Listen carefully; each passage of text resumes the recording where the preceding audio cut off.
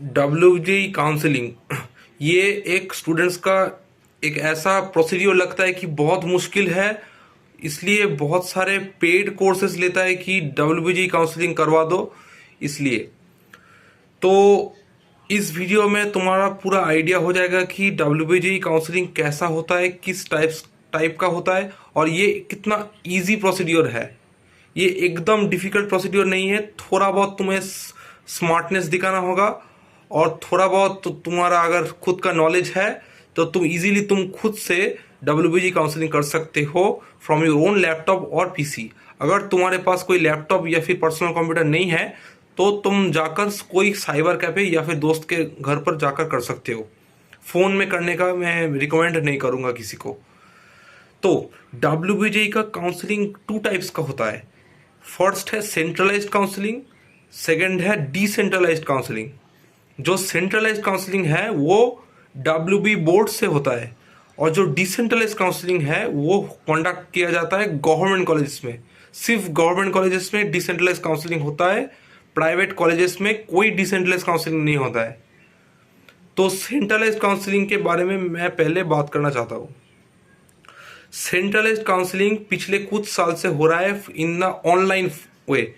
Online में होता है, कंप्लीट प्रोसीड्योर ऑनलाइन होता है। कंप्लीट प्रोसीड्योर मतलब जितना भी एप्लीकेशन है वो ऑनलाइन में होता है और वो होता है 3 राउंड्स में। 3 राउंड्स होता है। पास्ट फ्यू ईयर्स में यही ट्रेंड है। 2024 में एक कम्प्लीटली न्यू सिस्टम हो सकता है, लेकिन 2023 तक मैं बोलता हूँ 3 राउंड था। और एक और डिस्क्लेमर मैंने देना चाहता हूँ कि इस साल का अभी भी डब्ल्यूबीजी काउंसलिंग का कोई ब्रोश्योर या फिर कोई इन्फॉर्मेशन पब्लिश नहीं हुआ है। इसलिए मैं बोल रहा हूँ विद रिस्पेक्ट टू 2023 डब्ल्यूबीजी काउंसलिंग, और कुछ ज़्यादा डिफरेंस नहीं आएगा एज एक्सपेक्टेड। तो जब काउंसलिंग आएगा तब काउंसलिंग का गाइडलाइंस आएगा तब पता चल जाएगा। लेकिन 2023 में क्या हुआ था ये मैं आइडिया दूंगा। तो 3 राउंड था। तो 3 राउंड में फर्स्ट राउंड, सेकेंड राउंड और थर्ड राउंड। थर्ड राउंड का एक और नाम है मॉप अप राउंड। अब मॉप अप राउंड के लिए बहुत ज़्यादा कंफ्यूजन होता है, ये मैं थोड़ा देर बाद डिस्कस करूंगा। फर्स्ट ऑफ ऑल मैं डिस्कस करूंगा फर्स्ट राउंड और सेकेंड राउंड। तो फर्स्ट राउंड और सेकेंड राउंड ये दोनों राउंड ऐसा राउंड है जिसमें तुम्हें पहले चॉइस फिलिंग करना होता है। चॉइस फिलिंग करने से पहले तुम्हें एक ऑनलाइन में डब्ल्यूबीजी का जो वेबसाइट है वहाँ पर जाकर रजिस्टर करना होगा। उसके बाद वहाँ से बहुत सारे डिटेल्स मांगेगा, तुम्हारा खुद का पर्सनल डिटेल्स, तुम्हारा रैंक कार्ड। तो रैंक कार्ड नहीं मांगेगा क्योंकि तो अगर तुम खुद का डिटेल्स दे दोगे ऑटोमेटिकली डब्ल्यूबीजी का हर कुछ इंफॉर्मेशन आ जाएगा, तुम्हारा नाम क्या है, रैंक क्या है। एनीवेज, तो एक और सवाल है, कुछ लोग मान लो कि एक कैटेगरी दिए थे डब्ल्यूबीजी फॉर्म भरने के टाइम, कैटेगरी तुम चेंज कर सकते हो कि नहीं कर सकते हो सेंट्रलाइज्ड काउंसलिंग में? इसका आंसर है नो।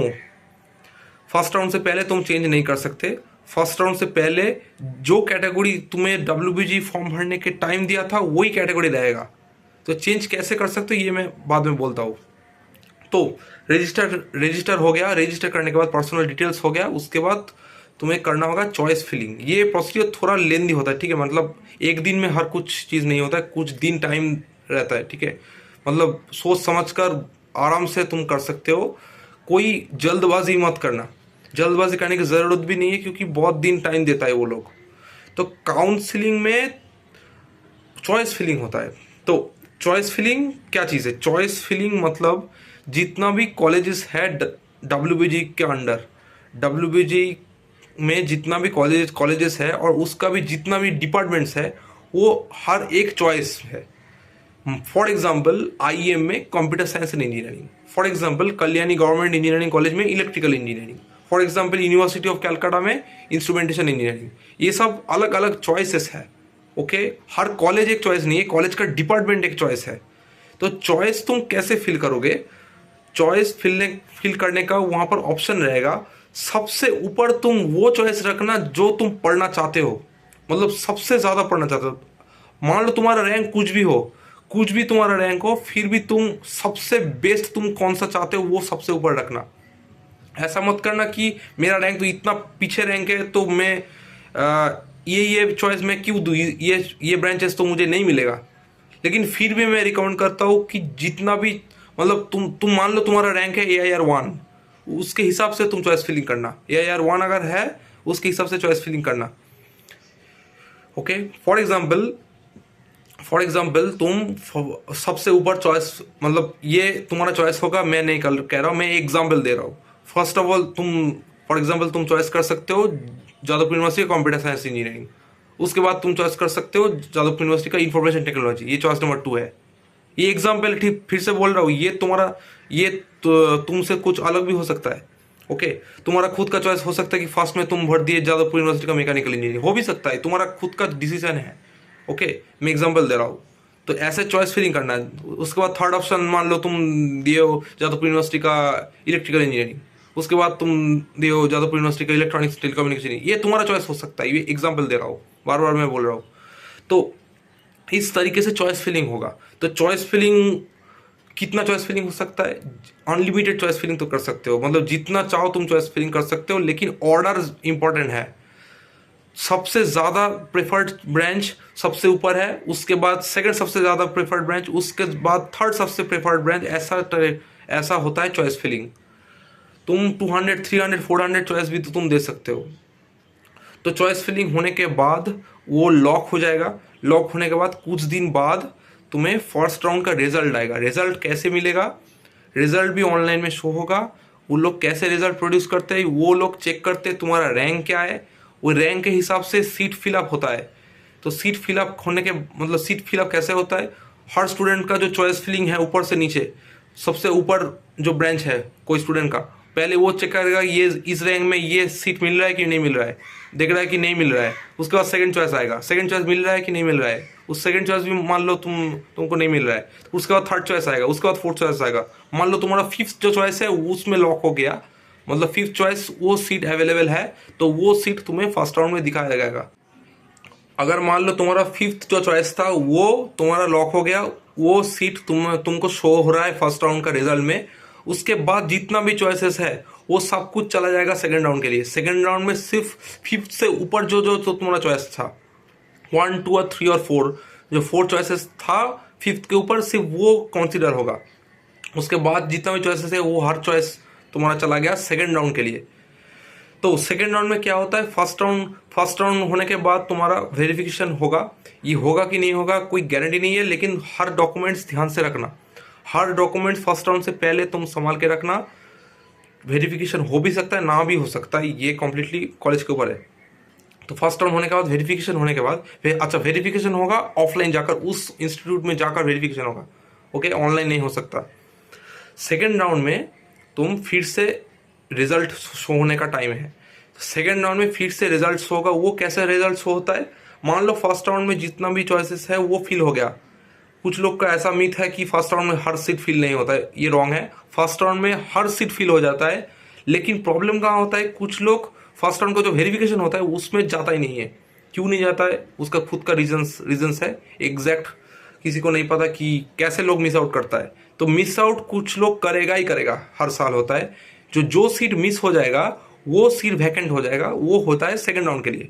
सेकंड राउंड में तुम्हारा मान लो तुम्हारा फोर्थ जो चॉइस है वो मिल गया, ना भी मिल सकता है, ठीक है, कोई गारंटी नहीं है। फिफ्थ चॉइस जो है फिर से तुम फिफ्थ चॉइस ही मिल गया, ऐसा भी हो सकता है।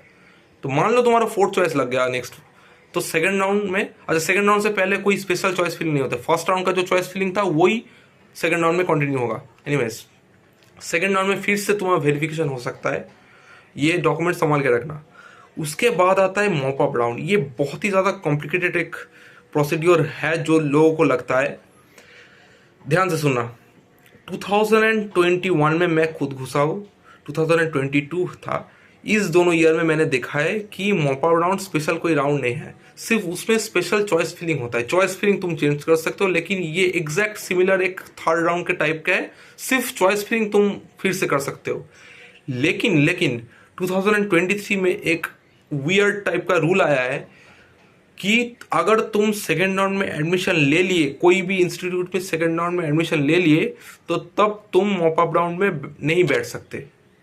और अगर तुम सेकेंड राउंड में एडमिशन नहीं लिए तो तब तुम्हारा सेकेंड राउंड का सीट चला गया और मॉप अप में तुम्हें खुद मॉप अप के भरोसे में रहना होगा। मॉप अप में अगर मिलेगा तो मिलेगा, कि ना मिलेगा तो नहीं मिलेगा। तो इसलिए बहुत दिक्कत हुआ था स्टूडेंट्स को पिछले साल। कैसा दिक्कत आया था, मोस्ट ऑफ द स्टूडेंट्स थोड़ा डर गया था, इसलिए सेकेंड राउंड में एडमिशन ले लिया रिस्क ना लेकर। उसके बाद वो लोग सीट मैट्रिक्स प्रोड्यूस किए थे कि कितना ज़्यादा सीट्स पड़ा है मॉप अप राउंड के लिए। वो हुआ था सेकेंड राउंड में एडमिशन लेने के बाद, तो तब कुछ नहीं हो सकता था स्टूडेंट्स का। तब जितना भी स्टूडेंट्स मॉप अप के लिए रिस्क लेकर भर दिए, तो वो लोग बहुत ही लकी साबित हुआ है। कैसे साबित हुआ है, क्योंकि बहुत कम स्टूडेंट्स भरा था और जितना भी सीट्स है इसलिए बहुत दूर दूर तक कट ऑफ चला गया था। इसलिए वो स्टूडेंट्स बहुत ही लकी है। क्यों लकी है मैं बाद में बोलता हूँ, जब डिसेंट्रलाइज काउंसलिंग का बात करूँगा वो उस टाइम मैं बोलूँगा। लेकिन मैं खुद क्या तुम्हें रिकमेंड करूँगा कि इस साल अगर सिमिलर प्रोसीजर है तो मैं क्या रिकमेंड करूँगा, ध्यान से सुनना। 2021 और 2022 में मैंने खुद देखा है कि ये रूल तो नहीं था कि तुम्हें सेकेंड राउंड में एडमिशन ले लिए तो थर्ड राउंड में बैठने नहीं देगा, ऐसा नहीं था रूल। लेकिन फिर भी सेकेंड राउंड से ड्यू टू सम रीज़न, क्या रीज़न है पता नहीं, due to some reason second round से थर्ड राउंड का कट ऑफ थोड़ा लो गया है, हाई नहीं गया है। ठीक है, एग्जैक्ट सेम कट ऑफ गया है कुछ ब्रांच का, वैसे मैंने देखा है। मतलब सेकेंड राउंड का जो कट ऑफ था थर्ड राउंड का वही कट ऑफ है, लेकिन उससे हाई नहीं चला गया। जो लोग, तुम लोग जो डरते हो ना कि सेकेंड राउंड में अगर मैंने सीट नहीं लिया तो थर्ड राउंड में मान लो कोई और इंस्टीट्यूट से आकर मेरा सीट ले लेगा, मेरा एडमिशन नहीं लेगा, तो ऐसा होने का चांसेस बहुत ही ज़्यादा कम है, बहुत कम है। क्योंकि 2021-22 में दोनों साल मैंने देखा है कि वो कट ऑफ हाई नहीं गया है। अगर कोई ब्रांच का कट ऑफ सेकेंड राउंड से थर्ड राउंड हाई चला गया, ये सर्कमस्टेंसेस तुम डर रहे हो, हाँ कि नहीं? तुम इसलिए डर रहे हो कि कोई और आकर तुम्हारा सीट ले लेगा सेकंड राउंड में जो सीट मिला था। ये तभी होगा जब सेकंड राउंड से भी थर्ड राउंड का कट ऑफ हाई अगर जाता। लेकिन 21 और 22 में दोनों ईयर में हाई नहीं गया है, लो ही गया है। इसका मतलब अगर तुम्हारा कोई और सीट ना भी मिले, एटलीस्ट तुम जो सीट छोड़ रहे हो, तुम जो सेकंड राउंड में जो सीट तुम छोड़ रहे हो, एटलीस्ट वो सीट तुम्हें मिलेगा ही मिलेगा, हाँ कि नहीं? ये मेरा पर्सपेक्टिव है, तुम्हारा खुद का चॉइस है, खुद का पर्सपेक्टिव है, तो तुम खुद के हिसाब से करना। लेकिन मेरा पर्सपेक्टिव ये है कि तुम एटलीस्ट तुम्हारा सेकंड राउंड का जो चॉइस तुम छोड़ रहे हो सेकंड राउंड में, वो थर्ड राउंड में फिर से एटलीस्ट वो मिलेगा ही मिलेगा। 95% चांस है ये। तुम खुद क्या करोगे तुम्हारा खुद का डिसीजन है, मेरा ओपिनियन है। एनीवेज, तो 3 राउंड का काउंसलिंग हो गया, 3 राउंड का फिर से एक रिजल्ट निकलेगा। 3 राउंड है वो सेंट्रलाइज काउंसलिंग खत्म हो गया, WBJ जो बोर्ड है उनका काम खत्म। उसके बाद होता है डिसेंट्रलाइज काउंसलिंग। डिसेंट्रलाइज काउंसलिंग क्या चीज़ है, क्यों होता है डिसेंट्रलाइज काउंसलिंग? थर्ड राउंड में तो हर सीट भर गया, क्यों होता है? इसका आंसर सिंपल है कि जो जोसा काउंसलिंग है जेई मेन और एडवांस के लिए, जोसा काउंसलिंग में बहुत सारे स्टूडेंट्स WBJ का जो कॉलेजेस है वो छोड़कर चला जाता है, और वो होता है after they got admission in WBJ colleges. First round second round, मान लो फर्स्ट राउंड सेकंड राउंड में वो एडमिशन ले लिए, उसके बाद जोसा काउंसलिंग हुआ है, जोसा काउंसलिंग में वो किस IIT या फिर NIT मिल गया चला गया, तो वो जो चला गया वो WBJ का कॉलेजेस से विदड्रॉ कर लेगा और वो सीट वैकेंट हो जाएगा। और वो जो वैकेंसी क्रिएट होगा वो वैकेंसी फिलअप होता है डिसेंट्रलाइज काउंसलिंग में। तो डिसेंट्रलाइज काउंसलिंग हर कॉलेजेस का सेपरेट होता है, एक साथ नहीं होता है। जादवपुर यूनिवर्सिटी का डिसेंट्रलाइज काउंसलिंग अलग होता है, उसका रूल्स भी अलग है, क्राइटेरिया भी अलग है। CU का डिसेंट्रलाइज काउंसलिंग अलग होता है, क्राइटेरिया अलग है, डेट भी अलग है। और जो गवर्नमेंट कॉलेजेस है KGEC, JGEC, CGEC, GCELT, GCETTS, GCTTB, ये सब जो कॉलेजेस है, PGEC, ये सब कॉलेजेस जो है इसमें अलग डिसेंट्रलाइज काउंसलिंग होता है। ये डिसेंट्रलाइज काउंसलिंग कब होता है, इसके लिए तुम वेबसाइट चेक करना, रेगुलरली वेबसाइट चेक करना होगा, या फिर कुछ यूट्यूबर्स डिसेंट काउंसलिंग का न्यूज़ प्रोड्यूस करता है वो भी फॉलो तुम कर सकते हो नोटिफिकेशन मिलने के लिए।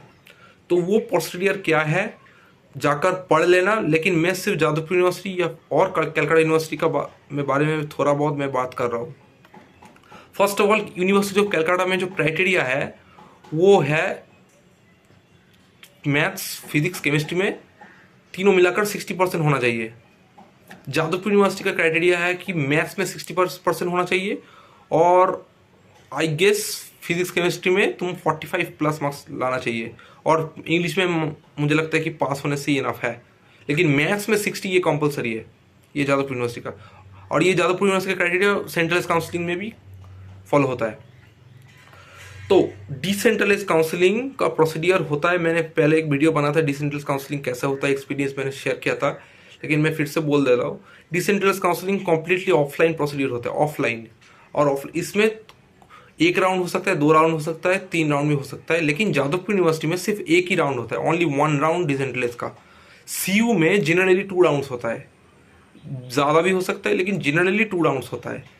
एक राउंड होता है जादवपुर यूनिवर्सिटी का जो डिसेंट्रलाइज है उसके पहले होता है, और एक डिसेंट्रलाइज काउंसलिंग होता है जादवपुर यूनिवर्सिटी का जो डिसेंट्रलाइज काउंसलिंग हुआ है उसके बाद होता है सीयू में।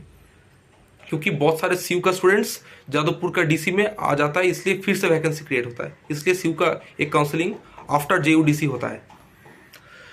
तो यहाँ पर कोई चॉइस फिलिंग नहीं है। चॉइस फिलिंग जो तुम ऑनलाइन किए थे सेंट्रलाइज काउंसलिंग में, वैसा चॉइस फिलिंग नहीं है डिसेंट्रलाइज में। वहाँ पर ऑफलाइन जाकर लाइव सीट मैट्रिक्स शो होता है, कितना सीट्स खाली है कौन सा ब्रांच में, लाइव दिखाया जाता है। उसके हिसाब से तुम खुद चॉइस करना होगा कि कौन सा ब्रांच तुम्हें चाहिए। ऑन स्पॉट वहाँ पर खड़े होकर तुम्हें बताना होगा मुझे ये ब्रांच चाहिए, और ऑन स्पॉट वहाँ पर तुम्हारा एडमिशन हो जाएगा। एकदम बहुत क्विक होता है, मतलब जाकर बैठना होता है, जो एडमिशन प्रोसीजर बहुत ही फास्ट होता है वहाँ पर, ठीक है। डिसेंट्रलाइज काउंसलिंग में सीयू में भी ऑलमोस्ट सिमिलर है, वहाँ पर भी सीट मैट्रिक्स दिखा जाता है, तो कितना सीट बाकी है रैंक वाइज बुलाता है और तुम्हारा एडमिशन हो जाता है। अब कुछ एक्स्ट्रा कुछ चीज़ मैं ऐड करना चाहता हूँ। तो अगर तुम जादवपुर यूनिवर्सिटी या फिर कलकत्ता यूनिवर्सिटी में ही पढ़ोगे, ये तुम एकदम 100% श्योर हो, तब तुम please do not put the choice of any MAKAUT colleges. JGC KGC choice filling मत करना। इसका रीज़न मैं बोलता हूँ क्या होगा। अगर तुम्हारा एक मैकआउट के अंडर का कोई कॉलेज में तुम सीट लग गया, तुम सोच रहे हो कि बाद में मैं जेयू या फिर सीयू में जाऊंगा, तो प्रॉब्लम होगा ये कि वहाँ पर कुछ मैकआउट का रजिस्ट्रेशन नाम का कोई चीज़ है। एग्जैक्टली मैं टर्म मेरे को नहीं पता, लेकिन ये पता है कि वहाँ पर मैकआउट का रजिस्ट्रेशन करने के लिए बोलता है बिफोर जेयू या फिर सीयूडीसी। तो वहाँ पर अगर तुम रजिस्टर कर दिए, उसके बाद तुम जादवपुर यूनिवर्सिटी आ गए, तो तब वो डी रजिस्टर करना होगा, ये एक थोड़ा दिक्कत का चीज़ है। सेकेंड ऑफ ऑल, मैकआउट का जो कॉलेजेस है वहाँ पर जो फीस तुम पेमेंट करोगे वो रिफंड होने में थोड़ा दिक्कत होता है। कंप्लीट फी रिफंड होने में मतलब बार बार जाना होता है, मतलब बहुत स्ट्रेट फॉरवर्ड प्रोसीड्योर नहीं है जो मैंने सुना है फ्रॉम प्रीवियस ईयर्स। तो मेरा सजेशन ये है कि अगर तुम्हारा एम जेयू या फिर सीयू है तो तुम कोई सा भी एक ब्रांच सीयू में ले लो। ये क्यों मैं बोल रहा हूँ कि सीयू का जो प्रोसीड्योर है वो बहुत ज़्यादा सिंपल है, बहुत, मतलब कोई रजिस्ट्रेशन का प्रॉब्लम नहीं है, रिफंड का प्रॉब्लम नहीं है, तो बहुत ही सिंपल प्रोसीड्योर है। मैं खुद सीयू में एडमिशन लिया था बिफोर डीसी, इसलिए मुझको पता है ये बहुत सिंपल प्रोसीड्योर है। तो ये एक हो गया। नेक्स्ट है जो मॉपअप के लिए मैं बोल रहा था कि क्यों लकी है। जो लोग पिछले साल मॉपअप में बैठे थे वो लोग को जो रैंक में जिस ब्रांच मिला था वो ब्रांच डीसी में नहीं मिला था। ये एक बहुत ही अमेजिंग और एब्सर्ड चीज़ हो गया, क्योंकि जनरली ऐसा होता है कि डिसेंट्रलाइज काउंसलिंग का कट ऑफ ज़्यादा पीछे जाता है, लेकिन कुछ ब्रांच का ऐसा हुआ था कि मॉपअप राउंड का कट ऑफ पीछे चला गया देन डिसेंट्रलाइज। इसलिए जो लोग रिस्क लिए थे मॉपअप के लिए वो लोग को एक ऐसा ब्रांच मिल गया जो डिसेंट्रलाइज काउंसलिंग में नहीं मिलता था। तो इसलिए ध्यान से मॉपअप राउंड में बैठना, ओके। जो सेंट्रलाइज काउंसलिंग है वहाँ पर कुछ प्राइवेट कॉलेजेस ऐसा है कि वो लोग फर्स्ट राउंड में ही फोर्स करेगा तुमको कि तुम एडमिशन ले लो, अगर तुम एडमिशन ना लिए तो तुम्हारा सीट कैंसिल हो जाएगा। तो ऐसा प्लीज़ अवॉइड करना, क्योंकि बाय एनी चांस तुम फर्स्ट राउंड में एडमिशन ले लिए तो सेकेंड राउंड के लिए तुम एलिजिबल नहीं होगे, ठीक है। एक बात मैं बोलना भूल गया कि फर्स्ट राउंड के बाद तुम अगर एडमिशन कॉन्फर्म कर दिए तो तुम सेकेंड राउंड के लिए एलिजिबल नहीं होगे, ओके। तो फर्स्ट राउंड में तुम एक एक ऐसा ऑप्शन है कि तुम कैरी फॉरवर्ड कर सकते हो सेकेंड राउंड में, retaining the first round seat, मतलब फर्स्ट राउंड सीट भी रह जाएगा, सेकेंड राउंड के लिए भी तुम एलिजिबल हो सकते हो, ऐसा एक ऑप्शन है। तो लेकिन कुछ प्राइवेट कॉलेजेस ऐसा है कि मैंने सुना है कि वो लोग फर्स्ट राउंड के बाद तुमको फोर्स करेगा कि एडमिशन ले लो, एडमिशन ले लो, अगर एडमिशन ना लिए तो तुमको तुमको काउंसलिंग से निकाल दिया जाएगा। ऐसा वो लोग थ्रेट करेंगे, क्यों करेंगे कि उन लोगों को फीस चाहिए तो तुम्हारा, तो इसलिए थोड़ा बहुत सावधान रहना, इन सब चीज़ से थोड़ा दूर रहना। और एक और चीज़ है, जो कुछ यूट्यूबर्स ऐसा है कि जो पेड काउंसलिंग कराता है। देखो, पेड काउंसलिंग करने का कोई कोई बैड इफेक्ट्स एज सच नहीं है, क्योंकि वो लोग खुद का एक्सपीरियंस से तुमको चॉइस फिलिंग करवाएगा। लेकिन ये बात ध्यान से सुनना, तुम्हारा चॉइस तुम्हारे ऊपर है, तो तुमको कौन सा डिपार्टमेंट पसंद है तो तुमको बेस्ट पता है ना, तो उसके हिसाब से तुम तो खुद भी कर सकते हो। मतलब एज सच नेसेसरी नहीं है कि तुमको कोई पेड का काउंसलिंग में ज्वाइन करने का कोई नेसेसरी नहीं है। लेकिन तुम्हें फिर भी अगर तुम्हारा बहुत ज़्यादा कन्फ्यूजन है, क्योंकि मान लो तुम्हारा कंप्यूटर चलाने का हैबिट नहीं है, प्रोसीड्यूर तुम्हें समझ में नहीं आ रहा, इस टाइम में तुम कोई पेड काउंसलिंग जो दूसरा यूट्यूबर्स है ज्वाइन कर सकते हो। लेकिन फिर भी अगर तुम थोड़ा बहुत समझदार होगे तो तुम खुद भी काउंसलिंग कर सकते हो। सावधानी से काउंसलिंग में चॉइस फिलिंग करना, क्योंकि थोड़ा काउंसलिंग में दिक्कत हो गया तो मुश्किल हो सकता है फ्यूचर में। अगर कोई और डाउट है तो नीचे कमेंट सेक्शन में लिखना। तब तक के लिए ओके, बाय।